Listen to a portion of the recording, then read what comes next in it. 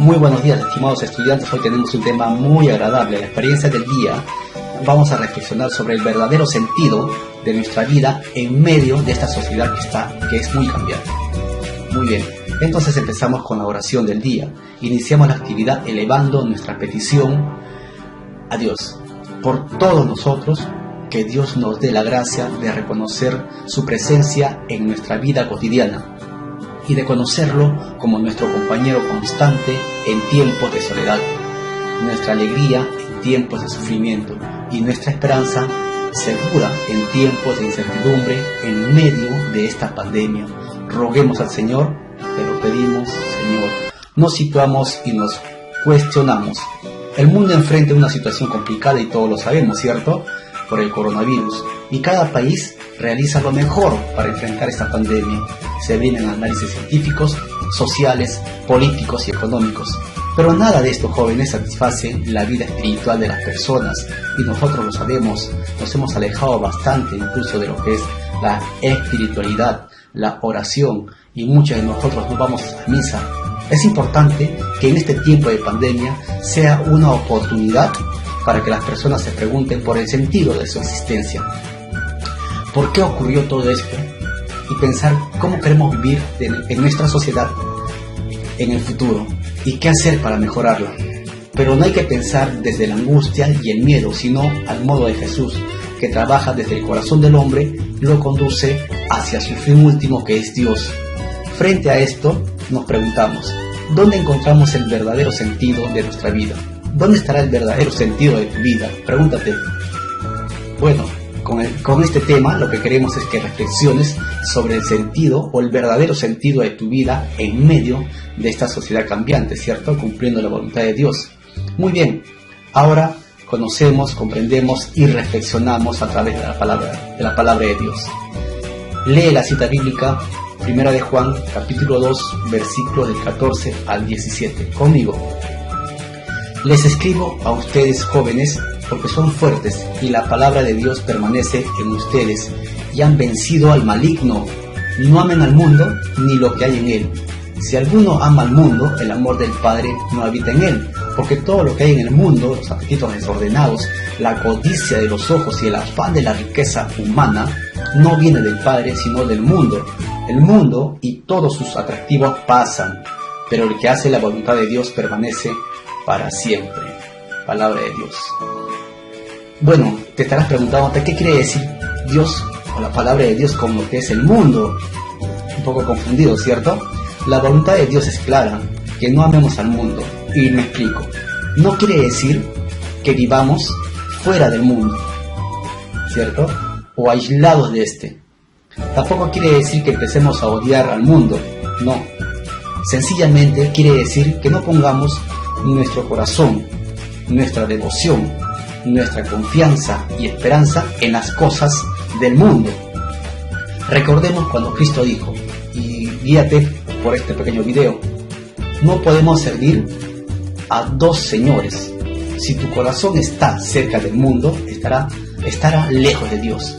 Mejor es poner nuestro corazón en Dios. Este joven se acerca a Jesús y le pregunta qué puede hacer para tener la vida eterna. Jesús le responde, cumplir los mandamientos. Ya los cumplo, dijo el joven rico.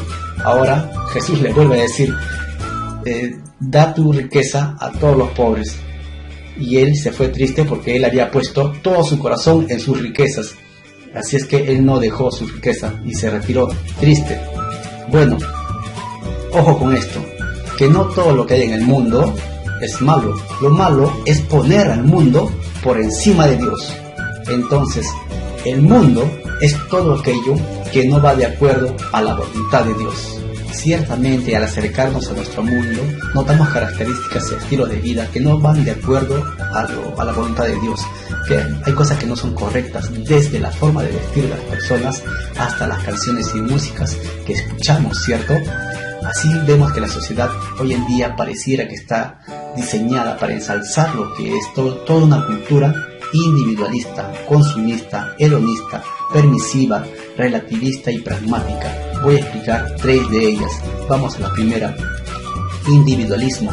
Solamente busca lo que es sus propios horizontes y con frecuencia se desentiende de las necesidades de los demás y no le interesa el bien común tampoco de la sociedad, ¿cierto? El bien común de la sociedad no le interesa. Piensan que en primer lugar está él, en segundo está él o yo, ¿no? Primero yo, segundo yo, tercero yo. Nada ni nadie debe de invadir mi vida personal de libertad. Hay jóvenes que llegan a su casa y se encierran en su cuarto todo el fin de semana, y cuando van y le tocan la puerta, ¿qué hacen? Responden mal. No te das cuenta que estoy viendo mi película, no te das viendo que estoy chateando, no te das cuenta que estoy en la página web, no te das cuenta que estoy conversando, y así como este jovencito que hemos observado, reaccionan mal. El consumismo, nada le resulta a una persona consumista, nada le resulta suficiente. Aparece insaciable, enredada, a veces hasta ridícula, de vanidad y codicia, con un asfixiante trastorno materialista. Aparece la multiplicación y la acumulación de bienes. Con frecuencia estos bienes son innecesarios y son superfluos. Entonces la persona resulta esclava de las cosas y hasta dominada por ellas mismas. El hedonismo, el placer está por encima de todo, ¿cierto? Es lo que dice esto, pero sabemos que no es así. Como algunos placeres pueden dañarnos. Por ejemplo, cuando una persona se rasca la espalda porque le pica la espalda, se rasca, es placentero, ¿cierto? Pero cuando uno se sigue rascando sin medir las consecuencias justamente van a ser dolorosas y dañinas. Sabemos que el placer en sí no es malo, tanto así que cuando uno disfruta de un rico arroz o de un rico estofado, se lo come de una manera placentera, ¿cierto? Uno siente placer. Pero si uno hace de esto su todo, como dicen, el placer es mi todo, es lo máximo, entonces allí está el problema. Veamos algunos ejemplos. Uno espera alcanzar el placer a través, o las personas esperamos alcanzar el placer a través de actividades concretas, como por ejemplo ir a una excursión, qué bonito, ¿cierto? A una fiesta, a bailar, a divertirnos, pero luego llega la hora del desengaño, por no haber medido bien las consecuencias o por no haber administrado bien mi tiempo y cosas así. Lo que parecía tan atractivo provoca al final un gran dolor de cabeza, o termina con un accidente, o resultó ser una trampa planeada por algunos falsos amigos que querían hacerme pasar un mal rato para ellos así disfrutar y sentir placer a costa de mis dolores. Por lo tanto, el placer necesita ser medido y controlado por algo externo al mismo placer, por criterios éticos justos, por normas que valen para cada ser humano. Esas normas se hacen visibles cuando reconocemos que, además de seres de carne y hueso que lo somos personas dotadas de inteligencia y voluntad, capaces de pensar y de decidir según criterios que van más allá del horizonte del placer. Ojo, entonces, ante esto, nuestro Señor Jesucristo nos dice: vivan el Evangelio, interactúa en el terreno en el cual hemos caído como semilla. Si tu familia, que puede ser la familia Robles, por ejemplo, ¿no? La familia Robles, entonces tú vive ahí feliz, como tal, donde Dios te ha puesto. Si usted estudia en el colegio Mercedes Manrique Fuentes, usted es feliz allí. Si usted estudia en otro colegio, usted es feliz allí. Donde Dios te ha sembrado, allí usted tiene que desenvolverse. Esta sociedad es cambiante y todos lo sabemos, ¿cierto? Cambiante y moderna. Siempre va a ser un desafío, pues va a alterar y va a distorsionar lo que es la verdad, y va en contra a veces de la fidelidad a la lógica de Dios, que solamente Dios busca lo que es la verdad y la construcción del bien común, y eso lo sabemos todos. Ahora viene lo que es el reto. Para cumplir el reto tienes que darte cuenta que Jesucristo vivió en su tiempo y se supo relacionar con las personas, con las cosas, con los ricos, con los pobres, con libertad, y manteniendo siempre lo que es la voluntad, un profundo deseo de cumplir la voluntad de Dios Padre. Ahora responde tu cuaderno. Pregunta 1 y la única, ¿ya?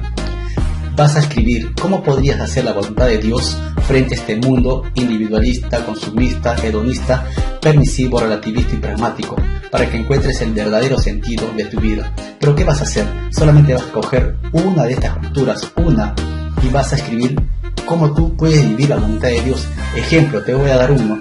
Si yo, consumista, soy una persona que le gusta comprar mucha ropa, tengo como 15 pares de zapatillas y solamente uso 3, entonces mi compromiso sería, a pesar de que voy a escribir mi experiencia, soy una persona que compra muchas zapatillas, mucha ropa de deporte y uso poco de ellas.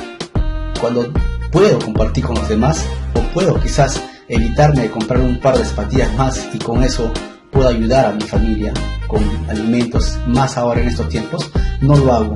Entonces yo me comprometo a no hacer ello, a no seguir comprándome y ponerme al pie de lo que es el materialismo, ¿cierto? El consumismo. Voy a evitar, voy a luchar, voy a hacer todo lo posible por ya no ser una persona consumista, ¿ok? Entonces así con toda esa experiencia, como si estuvieras narrándolo, lo escribes y lo compartes. Eso va a ser tu actividad como una especie de compromiso. Recuerda que a las 6:30 voy a compartir tus actividades o tus evidencias de forma anónima. Me vas a enviar tus evidencias a mi WhatsApp personal. Muy buenas tardes o muy buenos días. Que Dios bendiga a toda tu familia. Nos vemos la próxima semana.